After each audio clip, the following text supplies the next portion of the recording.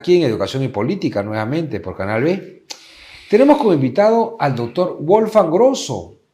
Él es presidente del partido Integridad Democrática. Nos visita para que nos cuente sobre la conformación de su partido, qué lo motivó, porque él es un general en retiro de la Fuerza Aérea Peruana. Y vamos a conversar esta tarde con él para que nos diga realmente qué lo impulsa a salir de la vida militar y entrar al hermoso mundo de la política. Bienvenido, Wolfgang. Buenas tardes. Buenas tardes, José. ¿Cómo estás? ¿Qué tal? En principio, para agradecerte por la oportunidad que me brindas de conversar, dialogar y conocer un poco más sobre Integridad Democrática, que es el partido que estoy liderando en este momento. Bueno, es una pregunta definitivamente que cae por su propio peso. ¿Por qué una persona decide ingresar a un mundo un poco complejo como es la política y dejar su zona de confort, muy bien ganada, por cierto, ¿no? Yo estuve 37 años al servicio de la patria en la Fuerza Aérea. Llegué al grado máximo de general. Soy defensor calificado de la patria. Tengo esa condecoración. Tengo el grado de doctor también. Y ejerzo la docencia. Entonces uno dice, ¿por qué entrar si ya llegaste a un punto donde bien ganado creo que puedes desarrollar una labor de lo que me gusta, que en este caso es de servir, ¿no? Entonces, la decisión y la respuesta es muy simple. Por la indignación y preocupación, por decirlo menos, que sentimos todos los peruanos ante un escenario tan complejo como el que estamos viviendo en nuestro país. A todos no nos resulta ajeno que realmente aquí en nuestro amado Perú esté sucediendo lo que está sucediendo, una ausencia de liderazgo, una convulsión. Todavía no estamos en un estado fallido, gracias a Dios, pero podríamos estar camino a él si es que peruanos de bien, como yo pienso, no nos juntamos a través de una plataforma que nos brinde por lo menos una esperanza, y que nos dé por lo menos el camino, ese derrotero, hacia un Perú mejor. Eso fue lo que me tomó, lo que hizo que tome la decisión de fundar un partido. Al principio me decían que era un iluso, que era un loco, que por qué hacía eso, que no lo iba a lograr, pero ya estamos a puertas de poder entrar a la arena política en el 2026. Sé que hay muchos partidos políticos, pero estoy completamente seguro también que la población va a decidir y va a tomar la mejor decisión. Qué bueno sería que por lo menos hayan más propuestas como las que tenemos nosotros en Integridad Democrática, un partido, como decimos, con preceptos muy claros como la decencia, eficiencia y valentía. Y eso es lo que requiere nuestro país, es lo que anhela la población, y estoy seguro que vamos a tener como digo, una alternativa justamente para la población. Tu perspectiva como líder del partido político, nos acabas de explicar que estás indignado ante el escenario que vivimos, ante una falta de liderazgo. ¿Cuáles son los aspectos o los ejes principales por los cuales tu partido político incidiría para poder cambiar el funcionamiento del gobierno y el funcionamiento del Estado peruano? Sí, bueno, lo que voy a decir es un diagnóstico que todos lo sabemos, ya lo venimos hablando, creo que se escucha en todas las propuestas. Es primero, bueno, en primer término, la inseguridad es lo que se escucha, ¿no es cierto? Pero creemos nosotros que hay 4 ejes por los cuales tenemos que trabajar muchísimo. Uno de ellos es la educación, que es fundamental para nosotros. La educación es la base de todo. Si no tenemos un buen sistema educativo acá en el país, poco o nada se puede avanzar o se va a lograr avanzar. También otro aspecto importante es la salud, el sistema de salud, también fundamental, que sea de alcance universal para toda la población. Tenemos la infraestructura y finalmente la seguridad. No quiere decir en ese orden, pero son los 4 ejes que pensamos nosotros que cualquiera que llegue a asumir las riendas de nuestro país tiene que poner particular atención. Pero, a ver, te digo, ese es el diagnóstico. ¿cómo lo solucionamos? ¿Cómo podemos atacar un problema que está enquistado en nuestra sociedad, en nuestra población, en nuestro gobierno, en nuestro país? Eso va asociado a la corrupción imperante en el Perú. Esto se ha enfatizado en los últimos gobiernos, Pepe, ¿no? Se ha enfatizado, ha salido a la luz, obviamente lo que ha ayudado para que esto salga y se conozca son los medios de comunicación y las redes sociales. Antes no era de un acceso tan fácil, ahora pues donde lo que ponen sale en las redes sociales, pero la corrupción está ni siquiera desde el inicio de la República como país, ¿no? Hace 203 años, sino esto viene desde atrás, ¿no? Desde la época de la colonia, ¿no? Cuando vinimos y fuimos conquistados con los españoles. Es algo que viene ya a lo largo de la historia del Perú.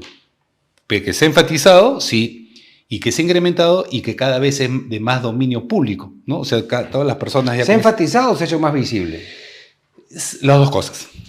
Se ha enfatizado y se ha hecho visible, ¿no? Porque ahora ya es increíble lo que pasa, lo que vemos nosotros como organizaciones políticas antagónicas que son de posiciones de veredas opuestas, se juntan para poder seguir, para mí, lucrando con el país. Eso es lo que pasa. Lucran con el país, siguen teniendo ese manejo del poder, pero para su beneficio propio, particular.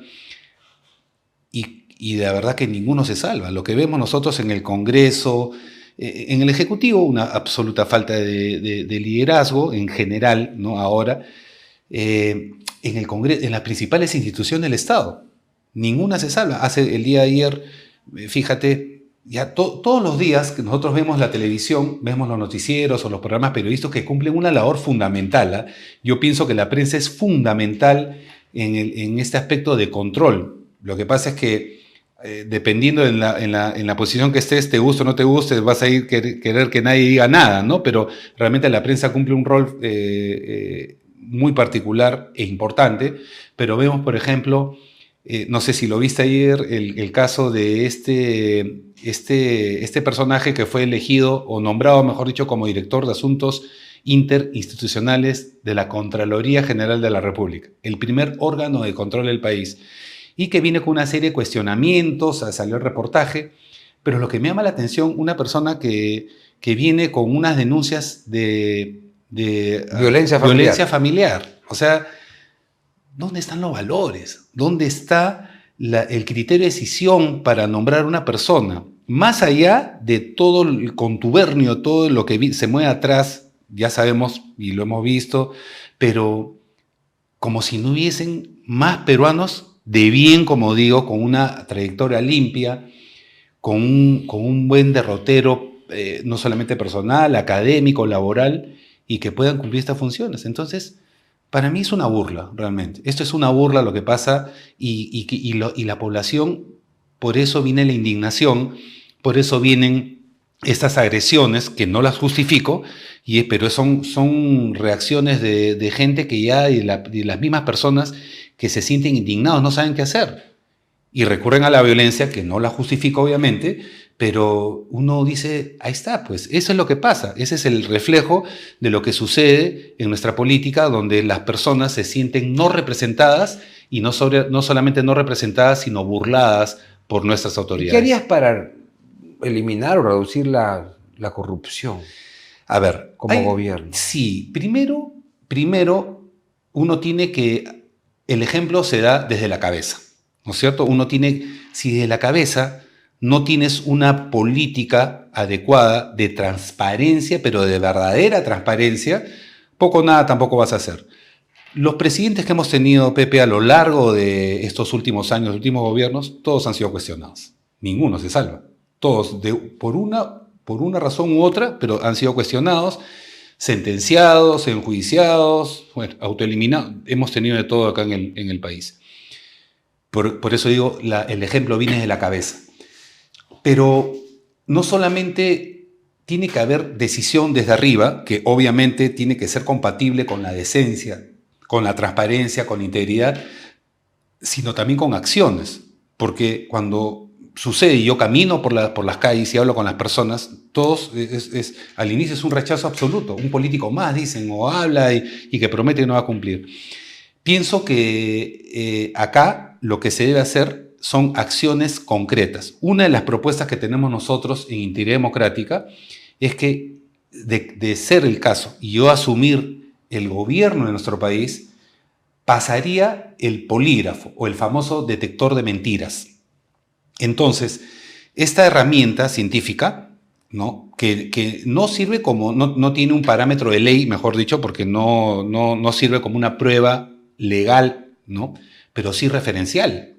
Entonces, si el presidente de la República lo hace públicamente, con una entidad que sea nombrada por la sociedad civil para que no sea juez y parte, y pase esta prueba, donde la principal pregunta sea, ¿usted ha hecho uso o mal uso de los fondos públicos para el beneficio personal, directo o indirectamente?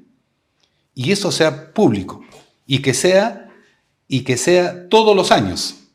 Si el presidente de la República lo pasa, tendrían que pasarlo todos los funcionarios públicos, desde los ministros para abajo. Ya eso en cuanto a los aspectos éticos, claro. Perfecto.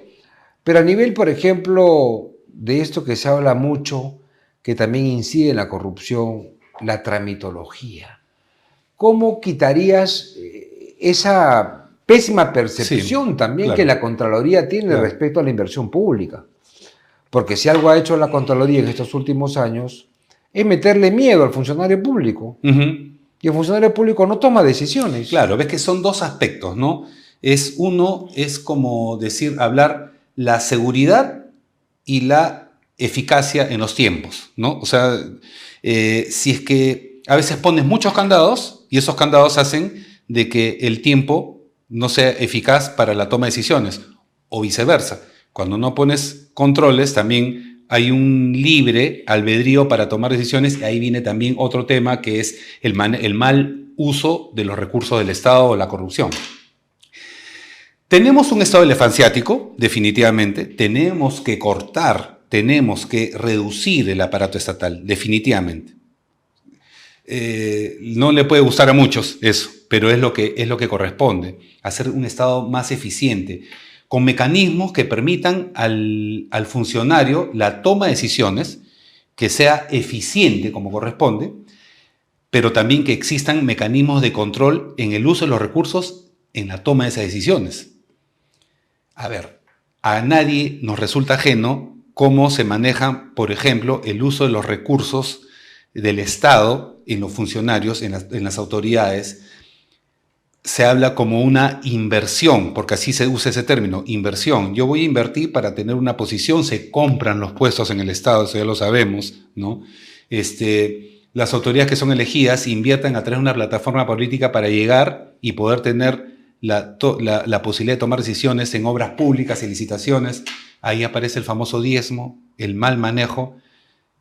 Entonces, ahí ese es el caldo de cultivo de la corrupción, para mí, ¿no? Entonces, dentro del estudio que hemos hecho nosotros, tenemos que darle la oportunidad a las personas para que tengan la toma de decisiones, pero controlada. O sea, controlada en el sentido no para que lo fiscalices y le pongas muchas trabas o pasos burocráticos, sino que en el control de lo que está haciendo en el uso de esos recursos, en el gasto. O sea, eso no quiere decir, a veces se entiende mal, y como tú lo manifiestas, que se ponen una serie de pasos, desde el paso 1 hasta el procedimiento 30, ¿no es cierto? En ese procedimiento 30, ¿qué es lo que ocurre? Que muchas autoridades locales, muchas veces por falta de experiencia, por falta de capacidad, no ejecutan el gasto y regresa, ¿no?, al Estado. Otros son muy vivos, ya conocen cómo es el manejo, pagan, compran, coluden, coimean, corrompen y salen pues las obras rapidito. Ejecutan, pero ejecutan pues con obras que ya sabemos nosotros sobrevaloradas, o con ese pago de ese terrible diezmo que va a las manos de los bolsillos o a los bolsillos de algunos cuantos, y ahí es donde prácticamente se va el 13% del presupuesto general de la República. Pero también se habla de una ineficiencia de los gobiernos regionales. ¿Tú estás a favor de la descentralización, como se ha venido aplicando? Yo pienso que la descentralización no es mala en la medida que sea bien estructurada. O sea, en el sentido de que a los gobiernos le debes dar la capacidad, la autonomía para que puedan ejercer y hacer el pago o sea, el gasto, el presupuesto, pero también con un control adecuado, con una supervisión paralela. O sea, no puede... Pero el problema que tenemos con los gobiernos regionales es que no hay una capacidad real de inversión pública. Porque no hay cuadros, no hay funcionarios preparados, técnicamente también. Ese es el problema. O sea, el problema es que a eso me refería, por eso justamente los preceptos de integridad democrática son eficiencia, decencia y valentía. Bueno, es un tercer... O sea, ¿mantendrías tú el sistema de descentralización? Mira, yo en lo personal yo lo elimino. Pero, a ver... Yo creo en la desconcentrar, pero no en descentralizar. Bueno, lo que yo digo es cuestiones de términos. O sea, tú me dices, el desconcentrar o descentralizar prácticamente es el mismo concepto, pero visto de una manera distinta. O sea, el desconcentrar es que tú le permites a las autoridades regionales que puedan tener la capacidad de ejecución de gasto. Correcto. O sea, pero bajo una supervisión del gobierno central. Claro, a eso me refiero. O sea, lo que te digo es, yo no quitaría la descentralización, pero que tenga una supervisión desde el gobierno central, pero que sea una descentralización equitativa, justa, eficiente y que obviamente supervisada y controlada para que ese dinero no se vaya a los bolsillos de algunos cuantos. Y en todo caso, vamos a hablar de una autoridad que sea transparente e íntegra, pero como tú manifiestas, con funcionarios que no tienen la capacidad para ejecutar ese presupuesto. Entonces, para eso está el Estado central. No quiere decir que el Estado central sea el que los cohíba, el que los tenga prácticamente con las manos atadas, sino que permita el Estado, con su capacidad de gestión, con funcionarios obviamente preparados, idóneos, que les dé esa orientación de la mano.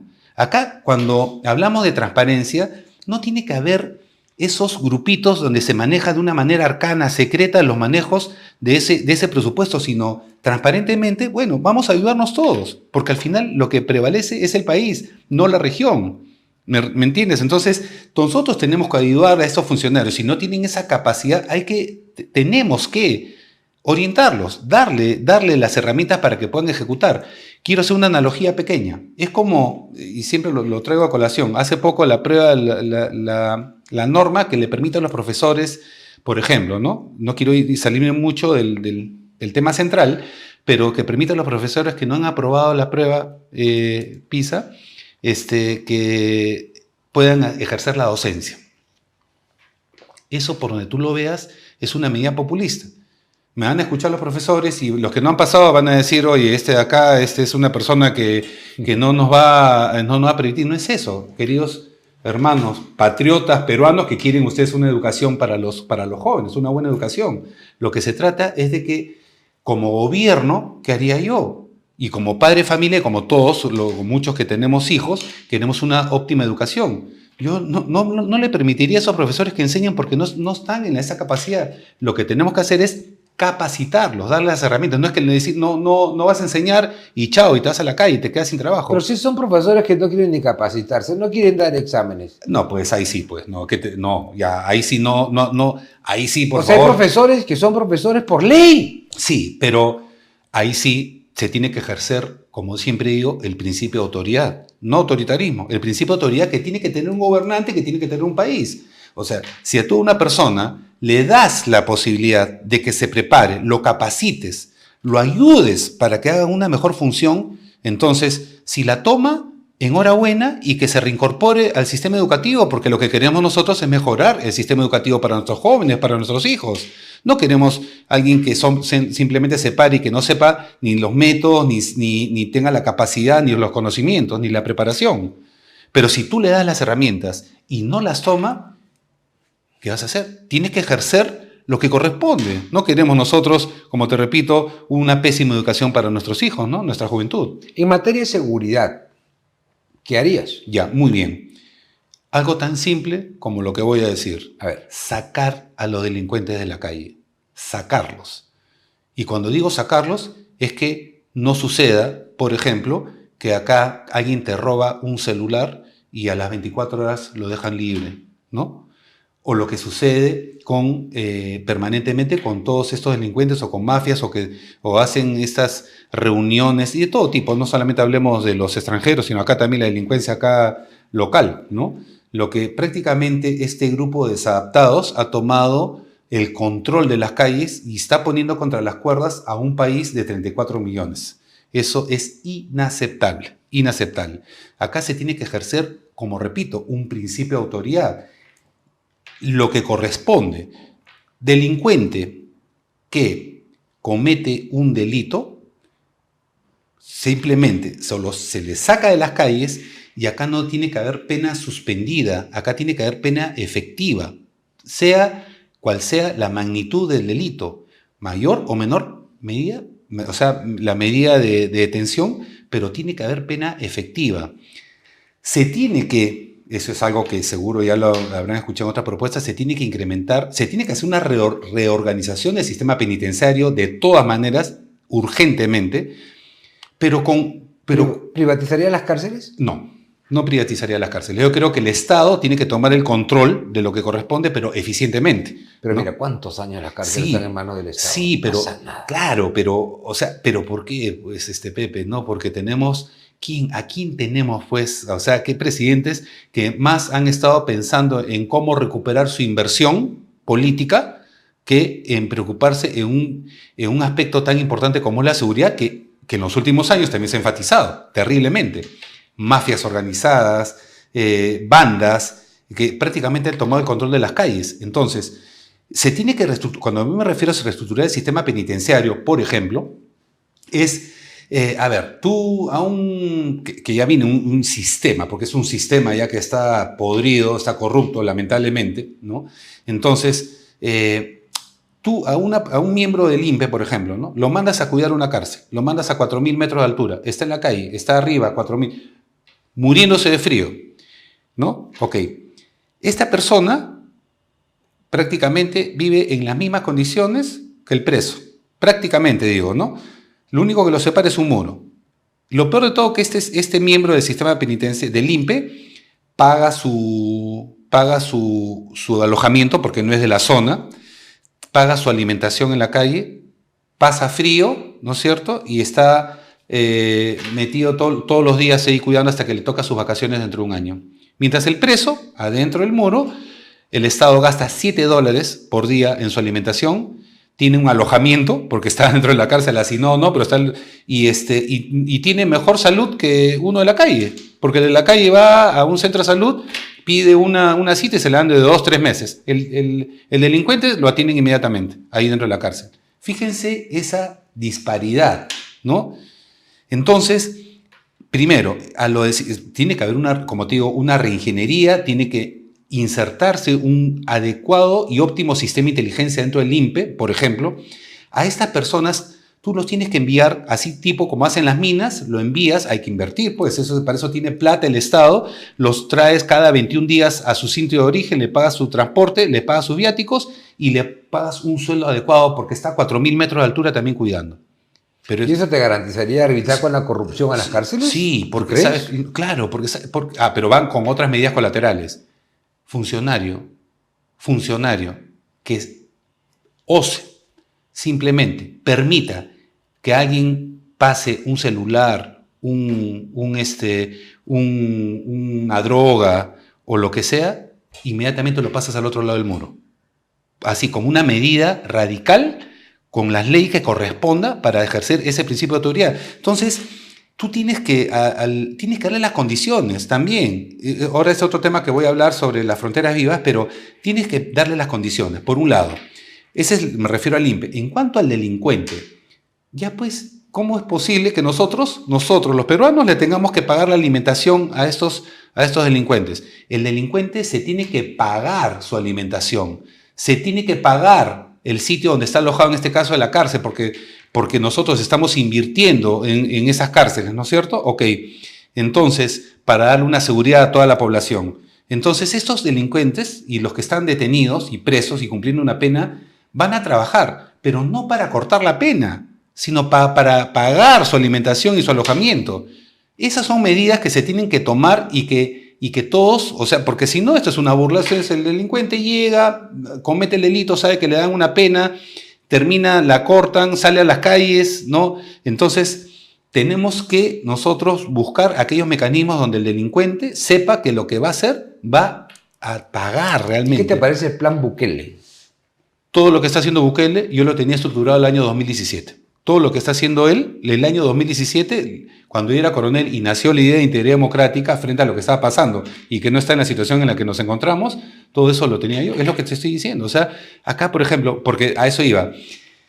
Por ejemplo, tenemos que construir más cárceles, definitivamente centros penitenciarios, pero grandes, megacentros penitenciarios, arriba, en la altura o en la selva, por decirte, ¿no?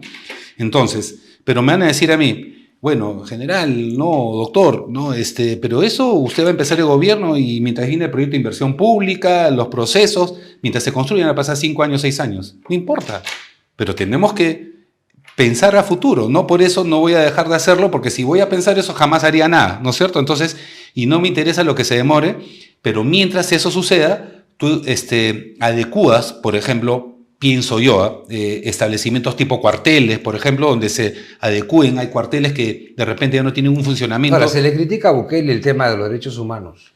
Uh-huh. ¿Qué piensas sobre eso? Bueno, a ver, nuevamente te repito, donde los derechos terminan, donde empiezan los derechos de la otra, ¿no es cierto?, de la otra persona. Entonces, pienso que lo que él está haciendo era necesario, era estrictamente necesario para sacar de este país del Salvador del problema en que se encontraba hundido prácticamente con la delincuencia. Porque El Salvador, hay que también decirlo, es un país que es muy pequeño y nosotros como Perú, como país, tenemos 10 veces más los problemas que ellos tienen. O sea, no quiero decir que lo que he hecho haya sido fácil, pero era un problema y lo atacó frontalmente. Lo que corresponda a eso, ese es el compromiso y el trabajo que le corresponde a un estadista humanitario. Tomar las decisiones que corresponda para el país, para toda la población. Si eso va a ser después gestionado como derechos humanos, bueno, tendrá que responder quien tome esa decisión, pero pienso que no puede ser, y nuevamente repito, que un grupo de desadaptados ponga contra las cuerdas a las personas, a la población en general. O sea, cuando tú ves, ya prácticamente nos hemos acostumbrado a ver eso en los medios de comunicación, en los noticieros, es todos los días, hay muertos, sicarios, en fin, todo. Todos los días vemos muertos, una cantidad de muertos por todos lados. Ya se nos ha hecho costumbre. Era en la época cuando estaba el terrorismo, por ejemplo, y que somos más o menos contemporáneos, y habían bombas todos los días, 4 o 5 bombas todos los días, se ha hecho normal. Y seguimos así y no hacemos nada. O sea, tenemos que nosotros agarrar a estos desadaptados y que tienen que sentir el peso de un Estado eficiente, un Estado donde se cumpla el verdadero Estado de Derecho, ¿no? Entonces, si es lo que le corresponde a un mandatario, es lo que tiene que hacerse. Yo me acuerdo que, por ejemplo, cuando estaba el presidente de Chile, Salvador Piñera, vivo, no sé si tú te acuerdas del caso de un carabinero, un policía, que sí, mató a un tipo en un aeropuerto porque estaba en una situación sospechosa y prácticamente iba a avanzar el carro, le iba a atropellar y el policía, el carabinero, hizo uso de su arma. En la noche, ¿qué hizo el presidente? Salió en cadena nacional y dijo que él, como mandatario, como presidente, asumía la responsabilidad de la acción del efectivo policial. Lo avalaba en el sentido de que estaba primero la seguridad general de todo el país, se le está cumpliendo una función. Acá vemos, por ejemplo, que un policía mata a un delincuente, ¿no?, en flagrancia, y el policía termina preso. ¿Dónde se ha visto eso? Entonces, en la medida que un presidente no salga y tenga la valentía, el coraje de asumir esa responsabilidad, decir, yo soy el responsable, no quiere decir que tú le des la prerrogativa a los policías que sea el lejano oeste, tampoco que disparen a todo el mundo, ¿no? Dentro del ejercicio de sus funciones y las prerrogativas que les corresponde como un policía. Pero si el policía sabe que al hacer uso del arma, de su arma, de reglamento, viendo una flagrancia, sabe que no va a estar amparado por un Estado y que lo va a a irse preso, entonces no hace nada. ¿Permitirías la venta libre de armas, como en Estados Unidos? No, porque ya hay comienza el descontrol, ¿no? O sea, si Estados Unidos, que es un país tan ordenado como lo es, ¿no? Y hay todos esos problemas, imagínate que acá no, acá tenemos que primero solucionar los problemas que tenemos estructurales como país, ¿no? O sea, este cambio, Pepe, lo que queremos nosotros de Integridad Democrática es un cambio que no va a ser en 4 o 5 años, es un cambio generacional, ¿no? Demanda mucho tiempo, pero tenemos que empezar. Pero tampoco podemos decir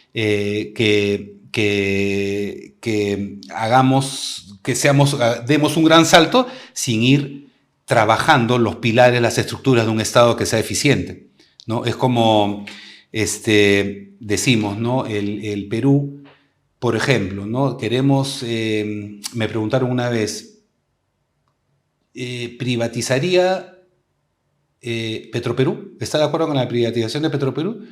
En este momento, sí. Yo sí estoy de acuerdo con la privatización de Petroperú en el contexto en que nos encontramos con un Estado corrupto, ineficiente, incapaz. Pero pienso yo, como profesor de empresa, porque enseño empresa justamente, ¿por qué no tenemos la capacidad nosotros de gestionar nuestras entidades? Si fuese un Estado como otros de repente, aunque las comparaciones son odiosas, y yo siempre digo, tenemos todo el potencial para hacerlo como país. Como ¿Pero crees que el Estado es un buen empresario? Si es que, bueno, debería ser un buen empresario. No, si tú me preguntas actualmente el país como Perú o en general, ¿tú te refieres? En general. No, sí, bueno, si tienes autoridades, a ver, vamos a hacer una comparación. Países como, por ejemplo, Finlandia, ¿no? Donde la corrupción, los niveles de corrupción son bajísimos y la educación tiene unos índices pues elevadísimos, podría y funciona adecuadamente, ¿no es cierto? Pero son realidades distintas. Yo lo sé, por eso te digo, o sea, si tú me hablas... En el Perú ha fracasado el modelo intervencionista. Sí, pero a eso me refiero, porque es el reflejo de 200 años. O sea, 200 años hemos vivido sumidos en la corrupción, en la inoperancia, en la incapacidad. Si tuviésemos autoridades sumamente correctas, íntegras, capaces, ¿por qué no tener la posibilidad de manejar eficientemente una entidad en general, me refiero, ¿no? Lo que pasa es que Petroperú, ya lo sabemos nosotros, ha sido siempre la caja chica del gobierno de turno. O sea, echan mano, tenemos una entidad, también lo digo, elefanciática, donde tenemos funcionarios que ganan mucho dinero, donde el presupuesto se da mucho en remuneraciones, en planillas, y no vemos ningún... ¿Achicarías el Estado? Claro, de todas maneras. De todas maneras. Tiene que hacerse. O sea, yo creo que gobierno que entre a liderar el país, sea quien sea, ojalá seamos nosotros, pero tiene que hacerlo, ¿no? Si no, vas a tener un Estado, como te digo, elefanciático, ¿no? ¿Y estás a favor de la creación del Ministerio de Infraestructura? Estoy de acuerdo con que, primero, que para empezar, en ese sentido, en la orientación de la pregunta, que el Estado debe achicarse. Tenemos muchos ministerios. Se tienen que agrupar, pero con una planificación adecuada. Yo no estoy de acuerdo que en un mensaje a la nación brindado, de una cantidad de horas increíble, ¿no? Se tome una decisión de esa envergadura, de esa naturaleza. Crear un Ministerio de Infraestructura donde saques de los diferentes ministerios esas unidades ejecutoras y la agrupes en una sola. Eso va a demandar mucho gasto, mucho tiempo, y pienso yo que ha sido muy apresurada. Pero sí creo que deben juntarse ministerios. Nosotros tenemos que tener unos 7 u 8 ministerios muy eficientes, ¿no? Y que se agrupen en sus funciones y no elevar, ¿no?, el aparato estatal y disminuir la burocracia. Pero acuérdate que la reforma de reducción o el juntar ministerios pasa por el debate en el Congreso. Claro. O sea, el Congreso al final tiene que dar esa ley. Bueno, como todas las leyes que se dan. Correcto. O sea, a ver, yo te digo una cosa, pienso que soy muy soñador quizás, idealista. He aprendido a ser más pragmático también en el devenir político. Pero creo y estoy convencido de que habemos muchos peruanos de bien, muchos.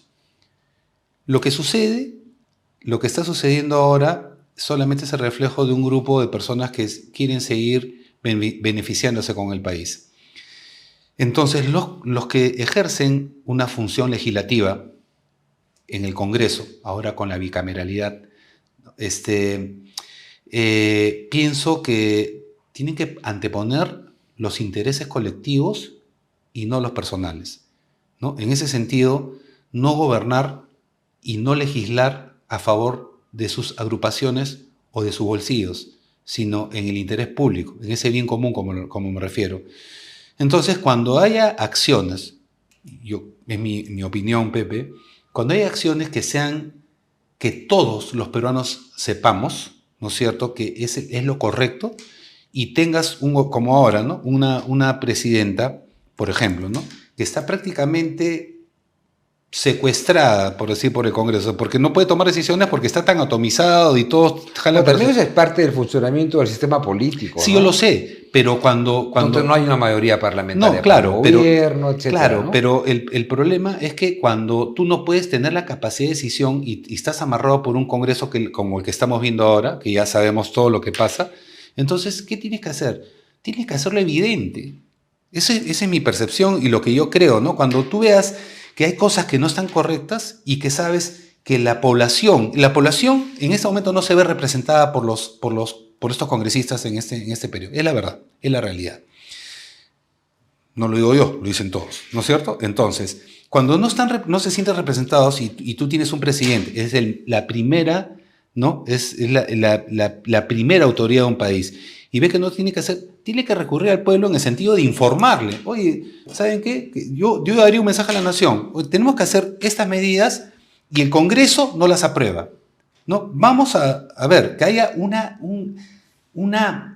presión pública, pero la presión no con marchas, ¿no?, sino que la población sienta, o sea, y sienta que se ve que el presidente de la República, que es la principal investidura del Estado, no los está dejando abandonados y no se siente, y no está sentado en el sillón presidencial simplemente figurativo, sino que invoque, llame a la atención y que también estos padres de la patria, ¿no es cierto?, sientan también que están escuchando el clamor del pueblo. Porque cuando ha pasado eso, yo recuerdo, sale la presidenta Boluarte y le dice, señores del Congreso, necesitamos al Congreso, le pido al Congreso. Al día siguiente los medios dicen, enfrentamiento del gobierno con el Parlamento. Ya. ¿Cuál debe ser el papel de los medios de comunicación? A eso me refiero. O sea, el rol de los medios de comunicación para mí es fundamental porque develan y ponen en evidencia todo lo que pasa. El problema es que ¿qué sucede? Vamos a poner un ejemplo y explicarlo para todos, ¿no? Yo, presidente, hablo en términos generales, tengo rabo de paja, ¿no? Tengo problemas, entonces, como ya estoy coludido por ciertas acciones, entonces yo quiero que la prensa esté calladita, no diga nada.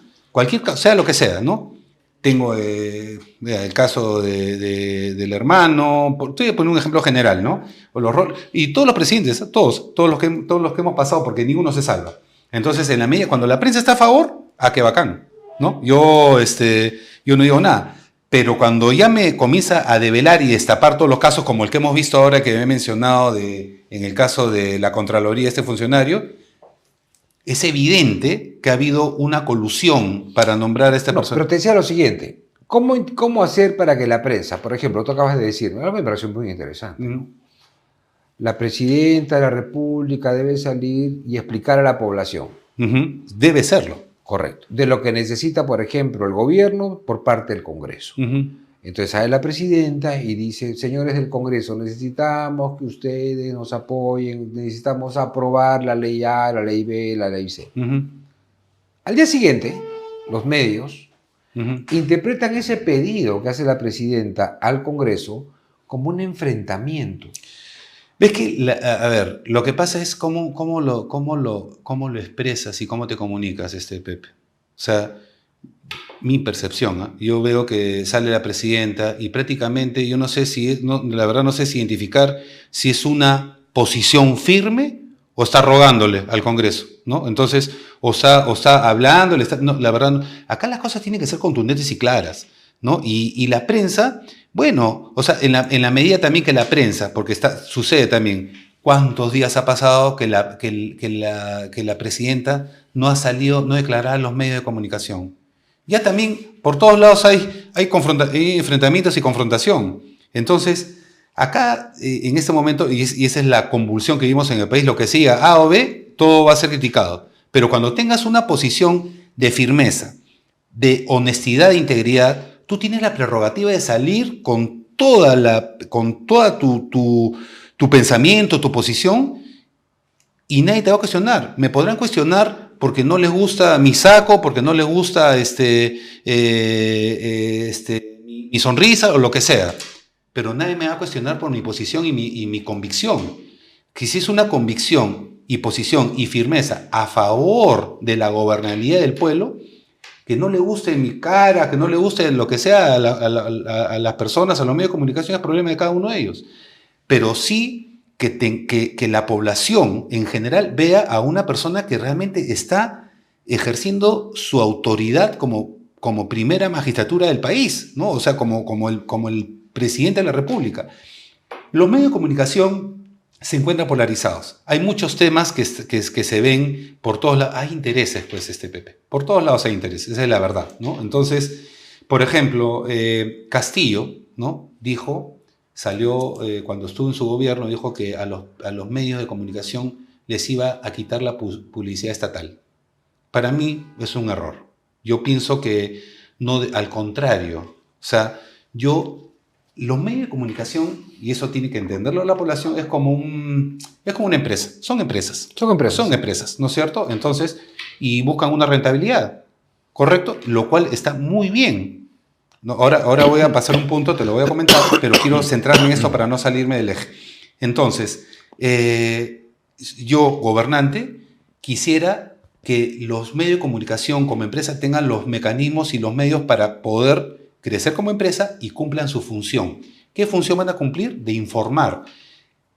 A mí no me interesa si me hacen leña en el gobierno, pero que me hagan leña con fundamento, que me ayuden a gobernar. Porque a veces el presidente está acá y ese decalaje de toda la estructura del Estado hace que de repente no tengas un alcance y control adecuado. El problema es cuando comienzas a bajar y a crecer todo, ¿no es cierto? Entonces no llegas acá, no deberías, por ahora te digo otro tema también, pero la prensa ayuda a esa fiscalización.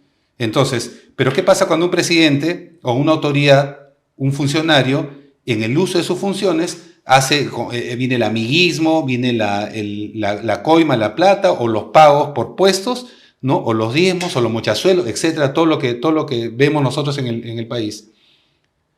Entonces, si tú te coludes con eso, bueno, no vas a querer que la prensa te investigue. Pero cuando no te coludes con eso y haces un gobierno como corresponde, yo quisiera que al contrario la prensa sea más contundente, más enfática, que sea más dura, para que ayude a la gobernabilidad. Porque si no apruebo eso y alguien de abajo lo hace, entonces me voy con todo. Tengo la prerrogativa, pues si no lo estoy haciendo, entonces a ese mal funcionario me voy con todo. Pero si no lo sé, entonces sigue puesto este problema por acá, esos tentáculos que tiene el Estado. Entonces, la prensa, por ejemplo, pienso que sí debería tener todas las facilidades para que cumpla su función, pero no para que me tape, o sea, no para que tape los escándalos, sino para que al contrario los destape y ayude a una buena gobernabilidad. Cuando tienes un presidente, un gobernante que mire y tenga este enfoque, entonces enhorabuena, ¿no?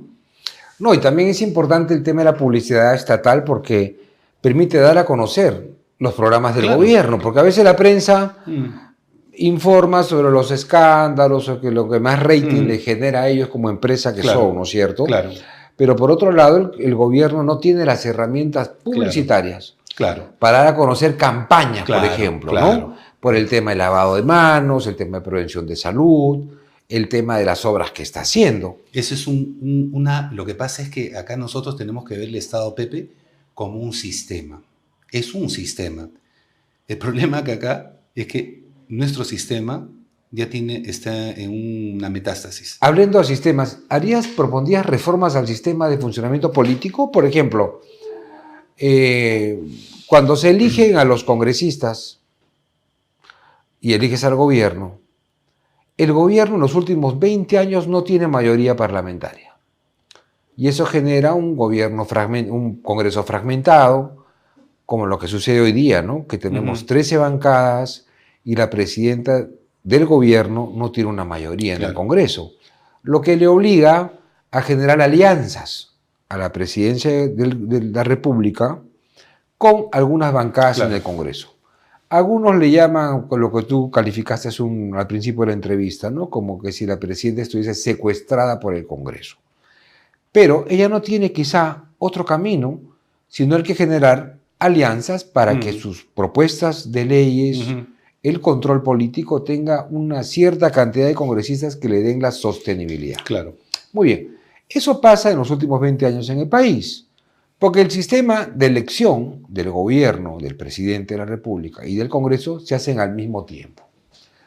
¿Tú piensas que sería conveniente, quizá, que elijamos primero al presidente de la República para que luego, conociendo ese resultado, recién elijamos a los miembros del Congreso, o mantendrías esa igualdad de la elección? Es una propuesta interesante, ¿no? Yo la verdad que no lo tenía mapeado como tal, pero me parece muy interesante porque, a ver, voy a traer un poco la experiencia militar, muy bien, ¿no? Como Fuerza Aérea, como general de la Fuerza Aérea, y lo que sucede en las unidades. Normalmente, en las unidades militares, al menos en la FAP, lo que haces es que el comando, que son 2 años, ¿no? de ejercicio al mando de una unidad, y el segundo al mando se traslapan, van relevándose en un traslape, o sea, viene a la mitad de la gestión, viene el segundo comando y viceversa. Entonces hay una continuidad. A veces hay problemas cuando sucede justamente cuando los dos entran recién, entonces es algo nuevo, ¿no es cierto? Entonces eso sería interesante, ¿no? Pero que sería pues también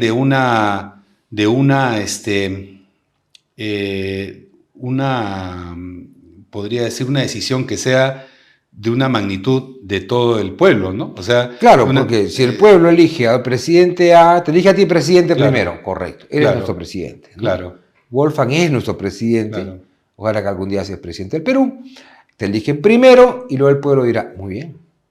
Claro. El señor Wolfgang necesita una mayoría parlamentaria que le dé sostenibilidad. No, interesante la propuesta porque, mira, fíjate que no lo había pensado, pero de verdad que muy interesante porque, bueno, es un poco lo que sucede con nuestras autoridades regionales y locales. O sea, no son elegidas al mismo tiempo. Hay un desfase, pero que es un desfase que más o menos viendo cómo va el gobierno, vas viendo quiénes son las autoridades que van a representarte en las diferentes regiones del país. Sería interesante eso, pero tendría que ser analizado, ¿no? No, definitivamente tendría que haber un debate para poder cambiar el sistema político. Pero sí, eso sería espectacular, ¿eh? Porque hacerlo de esa manera es algo que ayudaría a una adecuada gobernabilidad en cuanto la población tendría más elementos de juicio para elegir a sus representantes, tanto del Ejecutivo, como también a sus representantes en el legislativo, que son los que van a hacer las leyes. Otro problema, por ejemplo, y lo que acabas de decir es interesante e importante en cuanto a los tiempos, ¿no? O sea, acá vemos que las comisiones en el Congreso y los de la mesa directiva del Congreso todos los años los cambian. Entonces, yo le doy un nombre a eso, le doy la feria. Así como ha pasado el 12 de julio con los partidos donde de verdad que es increíble lo que pasa en nuestro querido Perú, donde se han cambiado de partido político como cambiarse camiseta, porque eso es lo que ha pasado, increíble. No hay una convicción, pero en fin, eso es lo que tenemos que cambiar. Pero en cuanto a lo que sucede en el Congreso, vienen pues las negociaciones por las comisiones. Entonces, y ahí viene pues ese contubernio, como lo digo yo, ¿no? Ya vamos a repartirnos de cuánto, qué es lo que te doy, qué es lo que me das, ¿no? De acuerdo, se juntan bancadas, se cambian de camiseta. Si dentro del Congreso se cambian de camiseta, imagínate lo que quieren, ¿no? Tentar, ¿no? Políticamente por representar a nuestro país. Pero esa es la realidad. Es necesario hacer reformas, ¿no? Tanto en el sistema político nacional como también parlamentario, ¿no? Sí, mira, fíjate que, ya que estás trayendo este tema a colación, Pepe, Por ejemplo, ¿no? Nosotros decimos en Integridad Democrática. Acá en Integridad Democrática, un aspecto importante es que nadie paga un solo sol por ingresar a nuestro partido ni tentar por una representatividad. Nadie. Y tú lo sabes, por tu experiencia, sabes que mucho de eso se ve en los partidos políticos que pagan por un puesto. Toda la población lo sabe. Usan el término inversión. Voy a invertir, ¿no? ¿Y cómo se financia tu partido? ¿Sabes cómo se financia? Y lo voy a decir acá. Dilo. Nosotros desde hace 2 años, cuando empezamos este proyecto, nosotros estamos en el segundo intento de inscripción del partido. En el primer intento no lo logramos, y en este segundo intento ya sí, porque hemos ingresado al expediente, estamos esperando que el Jurado Nacional nos dé la certificación. Hemos gastado más o menos 320.000 soles. 320.000 soles hemos nosotros gastado en la conformación de una propuesta tan esperanzadora y disruptiva como lo es Integridad Democrática. ¿Cómo? Te lo digo, con polladas, con rifas, con fiestas, así. Una pollada, tenemos más o menos, en este momento ya como 35.000 militantes en todas las regiones del país. Entonces nosotros hacemos una convocatoria, hacemos una pollada, la pollada cuesta 20 soles, nos cuesta a nosotros, porque contratamos una persona, 9 soles 80, entonces tenemos una rentabilidad por pollada de 10 soles 20. Una pollada más o menos nos genera más o menos 15.000 soles apoyando a todos nuestros militantes. Y hemos hecho como 6 polladas, hemos hecho 2 rifas, hemos hecho 2 fiestas, y más o menos ahí está el grueso del dinero que nosotros hemos gastado en la conformación del partido. Y también los aportes de nosotros, ¿no? Aportes que nosotros ponemos, como los del CEN. Hacemos a veces, por ejemplo, cuando tuvimos que ingresar el expediente, había que pagar una cantidad de estamos, porque estamos así, ¿no? En el balance. Hizo una convocatoria a nuestros militantes y le pedimos que nos apoyen, porque tenemos que ingresar el expediente. Todo el dinero es bancarizado, ingresa una cuenta, todo está. Yo no recibo un solo sol, Pepe, al contrario, yo aporto de mi sueldo, ¿no? Ahí, y como muchos, y todo está completamente ahí, explicado en los ingresos y egresos. Entonces, hubo gente de provincias que pagaban, o sea, mejor dicho, que aportaban 5 soles. O sea, gente muy humilde, que poner 5 soles, 10 soles significaba mucho, y eso es lo más maravilloso de cuando hay personas que realmente tienen una convicción de cambiar. No estamos hipotecados ni condicionados. No, gracias por la explicación, y creo que va a ser muy bueno que la gente conozca cómo se financian, porque hay tantas leyendas y nadie cosas, nos ha dado un solo sol, Pepe. Todo lo hemos conseguido así a pulso. Se acaba el tiempo. Este último segmento, querido Grossman, dedícalo, te lo pido, por favor, a un mensaje a la juventud que quiere hacer política. ¿Qué le recomiendas a los chicos, a los jóvenes? Yo le diría a los jóvenes que, para empezar, si yo me encuentro acá, es porque no quiero dejarle, particularmente mi posición como un hombre que ha tenido a lo largo de toda su vida una plena y comprobada vocación de servicio, no quisiera dejarle a ustedes un país como el que estamos viviendo nosotros. Quisiera y les pediría a ustedes que, para empezar, que se involucren, que conozcan, que no le dejen la decisión a otros, ni tampoco le den la espalda al Perú. Y los invito para que conozcan a nuestra plataforma política. Conozcan todas, en realidad. Lo que deberían hacer es, por lo menos, informarse, ver quiénes van a ser sus autoridades que lo van a representar. Qué lindo sería que ustedes tengan que elegir no entre el mal menor, como lo hemos visto en las últimas elecciones, sino que tengan la disyuntiva o la duda de elegir entre más propuestas, mejores propuestas, que realmente sean, y que esa sea su duda, y no elegir entre el mal menor. Para eso yo les pediría a ustedes que conozcan realmente quiénes son los actores políticos, quiénes son los que van a venir con las propuestas, y no con engaños, sino con la verdad. Yo los invito, en caso particular, como líder y presidente fundador de Integridad Democrática, que ingresen a la página web del partido. Estamos en todas las redes, Integridad Democrática, y que puedan ver ustedes a través de los contenidos, el ideario, que es realmente maravilloso. El ideario de Integridad Democrática lo hemos hecho, no ha sido un copiar-pegar, lo hemos trabajado realmente pensando en ese bien común que debe llegar hasta el último rincón de nuestro país. Y ustedes jóvenes son el futuro del Perú.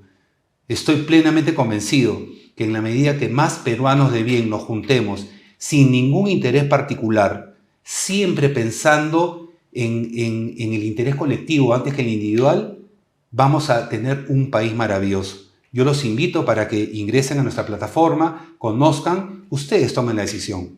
Ustedes son los que van a decidir quiénes nos va a gobernar o quién va a gobernar nuestro país y quiénes van a ser sus autoridades.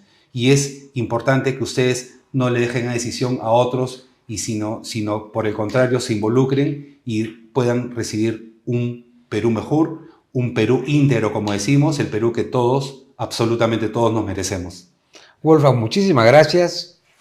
El mejor de los éxitos de tu carrera política. Gracias, y amigos, será hasta el próximo lunes a las 4 de la tarde, siempre en Educación y Política, en el Canal B, el canal del Bicentenario.